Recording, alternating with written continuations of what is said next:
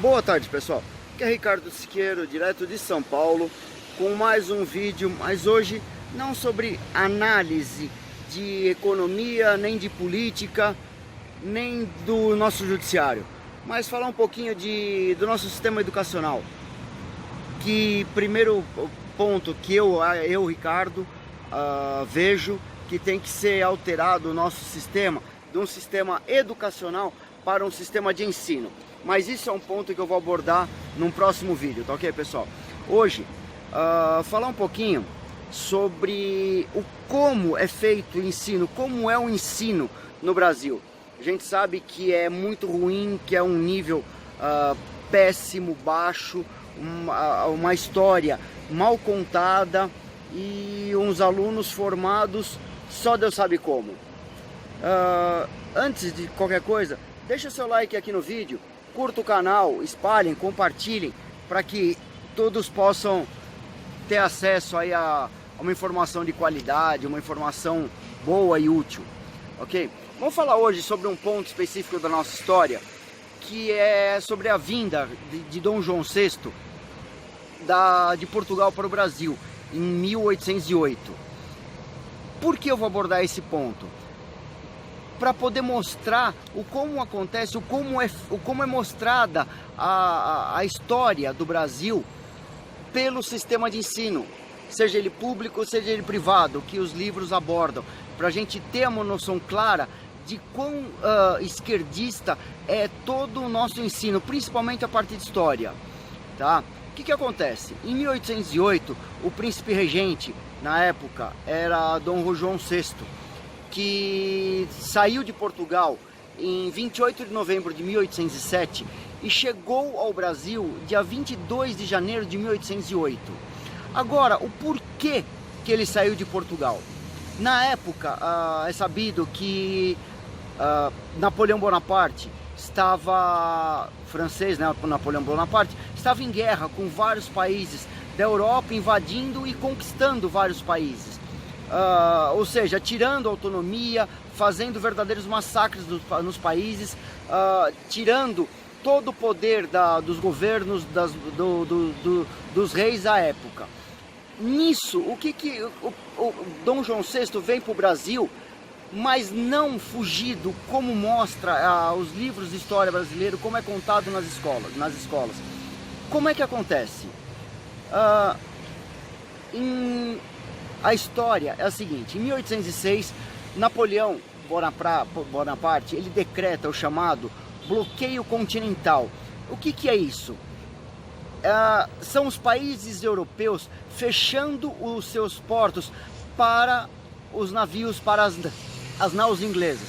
Sabe-se, é claro que à época a frota, a marinha inglesa era a mais poderosa, a mais forte, mais bem armada, treinada em todos os seus quesitos. Então, em 1806, Napoleão Bonaparte, já com vários países aí que ele havia invadido, ele decreta o bloqueio continental, proibindo que as naus inglesas aportassem nos portos europeus. Pois bem, em 1807, nesse entremeio, em 1807, o Napoleão Bonaparte ele firma um acordo de Fontainebleau com a Espanha. O que é esse acordo? A Espanha permite que os franceses cruzem o seu território e invadam Portugal. Agora, por que esse acordo? Porque Portugal não aderiu ao bloqueio continental. Porque Portugal tinha uma história, um histórico muito grande, uma parceria muito grande com a Inglaterra, uma parceria comercial, uma parceria amigável em todos os sentidos com a coroa inglesa. Então Portugal não aderiu ao bloqueio continental. Então, o que acontece com isso? Em novembro de 1807, Napoleão Bonaparte ordena a conquista de Portugal. Então veja, em 1806, Napoleão decreta o bloqueio continental. Em 1807, o acordo de Fontainebleau com a Espanha, para os franceses cruzarem o território espanhol e invadir Portugal. Em novembro de 1807, Napoleão ordena a invasão de Portugal. Aí é que vem, em 22 de outubro de 1807, antes de Napoleão ordenar essa invasão de Portugal, o príncipe regente Dom João VI faz um acordo, assina uma convenção com a Inglaterra, com o rei Dom João VI, com o rei Dom Jorge III, me desculpa o erro, o príncipe regente Dom João VI assina uma convenção com o rei Jorge III da Inglaterra, onde ele transfere a sede da coroa portuguesa de Portugal para o Brasil. Então veja, mesmo nessa situação onde Napoleão invade o território português, ele não consegue tomar o território, ele não consegue derrubar a coroa e tomar o território para si. Por quê? A coroa não está mais, a sede da coroa não está mais em Portugal, a sede da coroa foi transferida por convenção, por um tratado, por um decreto, para o Brasil. Então o que acontece? Em 22, como eu falei no começo, em 22 de novembro de 1807, em torno de 15.700 pessoas embarcam de Portugal com destino ao Brasil. Dentre esses, toda a família real, os ministros, os funcionários e outros embarcam a caminho do Brasil. E nisso eles embarcam trazendo consigo móveis, obras de arte, documentos da coroa, documentos importantes, e vem junto toda a biblioteca real portuguesa. Então veja, nessa convenção ficou-se determinado ainda que tropas inglesas poderiam se fixar na Ilha da Madeira. E quando a coroa portuguesa chegasse ao Brasil e se fixasse aqui, assinaria um tratado comercial com a Inglaterra. Ou seja, é a famosa abertura dos portos do Brasil para a Inglaterra, para o mundo. E aí, principalmente, a assinatura do tratado comercial de Portugal aqui no Brasil com a coroa inglesa.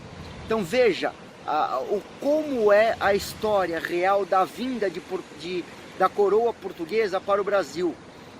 Veja, nessa vinda, que se estima em torno de 15.700 pessoas, à época correspondeu a 2% da população de Portugal.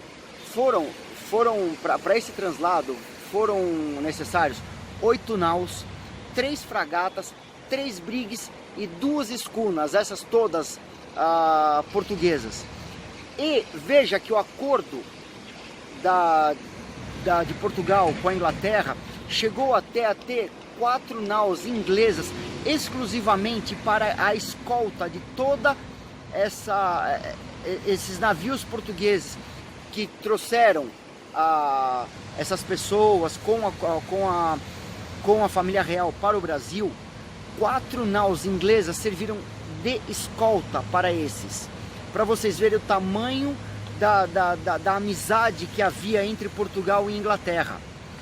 Aí, vamos agora ao ponto. Como é que é contado essa história dentro da escola, dentro do sistema educacional brasileiro? Essa história é contada aqui, com a invasão de Napoleão Bonaparte em vários países em vários países da Europa e em Portugal. Dom João VI, príncipe regente, fugiu de Portugal para o Brasil, simplesmente como um rei que abandona o seu país, que abandona o seu povo e que abandona ao seu país para simplesmente manter a sua família e a sua vida de sua família real. E a gente vê que a história não é assim, a história real não é assim. Dom João VI, tanto é que dessa história toda que surge aquele ditado que diz que ficou ver navios. Por quê?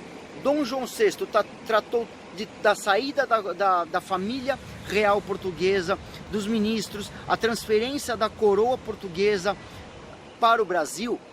E quando Napoleão Bonaparte invade Portugal, ele ficou a ver navios, quer dizer, ele viu que o príncipe regente havia transferido a coroa para o Brasil por convenção assinada com a Inglaterra e ficou a ver navios, quer dizer, ficou a ver a família real, os ministros e todos que saíram, não fugiram, que saíram de Portugal, caminho do Brasil, para a manutenção da coroa, para a manutenção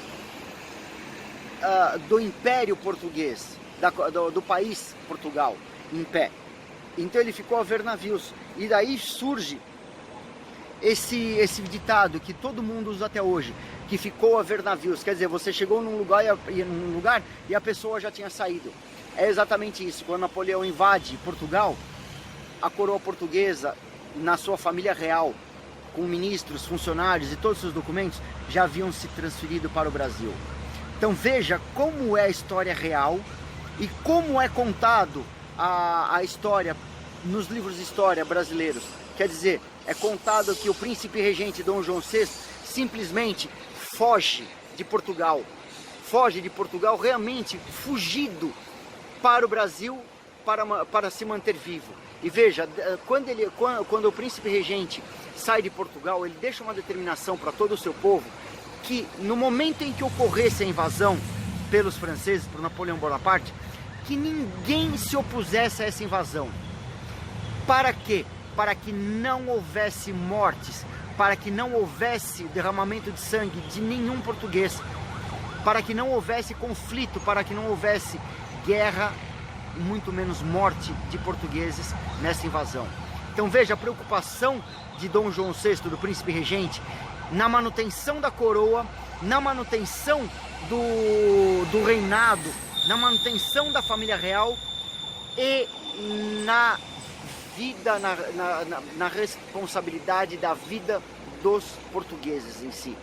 Então vejam, essa história é contada que o príncipe regente simplesmente fugiu de Portugal, principalmente pelos esquerdistas. A gente sabe que todas as faculdades de história, de filosofia, são dominadas pelos comunistas, são dominadas pelos esquerdistas. Então o que eles fazem? Qual a intenção deles? Contar a história do seu modo, destruírem a história justamente para destruírem os fatos históricos do país e recontarem do seu modo, e recontarem no seu agrado, para que a sua narrativa, que a sua retórica comunista seja implantada desde os fatos históricos. Mas nós estamos aqui para contar isso pela verdade, ok, pessoal?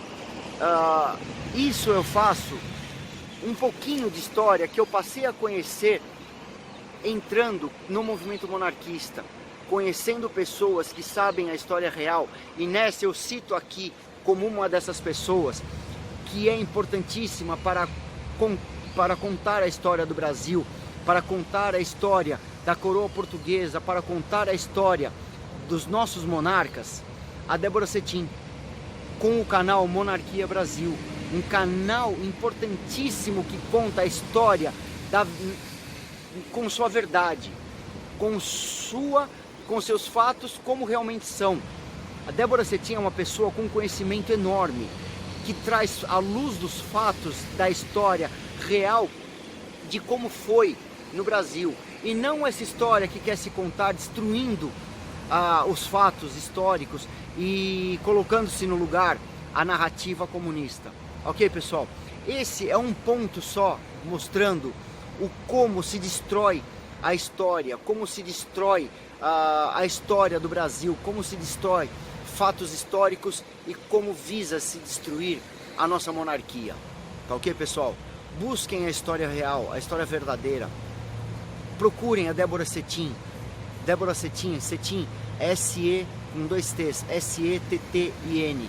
Débora Cetim, procurem o canal dela, procurem a história de verdade, se informem, porque somente assim nós vamos conseguir fazer com que o Brasil tenha alunos, tenha a sua história preservada, tenha um sistema educacional de verdade com os fatos históricos trazidos à luz da verdade. Tá ok, pessoal? Estudem, se instruam, busquem a informação de verdade. Eu sou Ricardo Siqueiro, de São Paulo, com análise da nossa história hoje, da nossa história da monarquia, da história dos fatos brasileiros, da história verdadeira do Brasil e não a mentira colocada pela esquerda. Eu sou Ricardo Siqueiro, direto de São Paulo. Que Deus abençoe o nosso país, que Deus abençoe a nossa história, que Deus abençoe a Débora Cetim, outros canais e outros que trazem à luz da verdade os fatos, como eles foram os fatos contados em sua verdade. Um abraço a todos, que Deus abençoe o nosso Brasil, que Deus abençoe o governo Bolsonaro. Curtam o canal, curtam esse vídeo, deixem o seu like e compartilhem com as pessoas, compartilhem com seus amigos. Um abraço a todos, fiquem com Deus.